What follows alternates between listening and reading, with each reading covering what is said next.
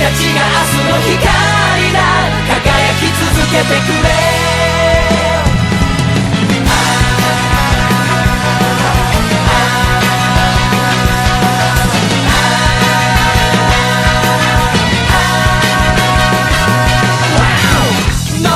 小さなこと気にして悩んでまた下向いて、脳壊れるまで石橋叩いてみてさ。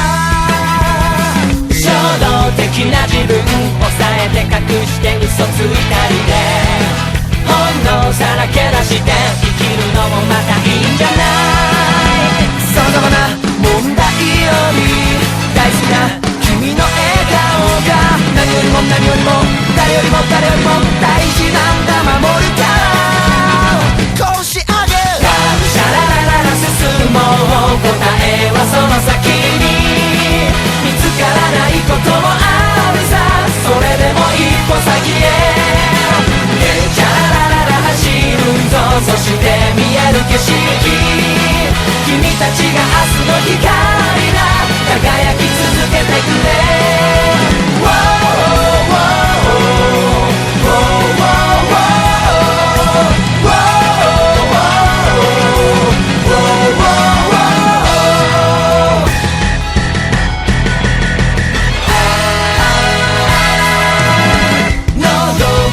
君を妬んで邪魔してまた悔やんでさ。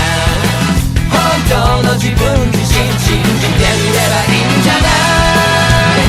どれほどの困難より大好きな君の涙が切なくて切なくて悲しくて悲しくて耐えられない。愛してる拳上げがむしゃらららら叫ぼう。希望はその先に、その手を空にかざしてさ、掴み取れよ未来。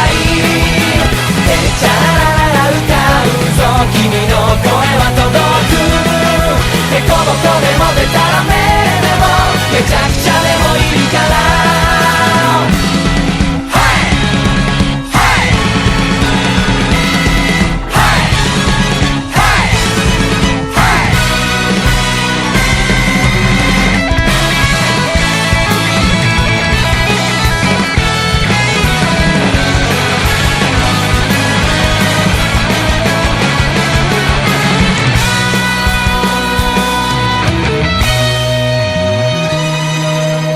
ボケだとした日から本当は始まる。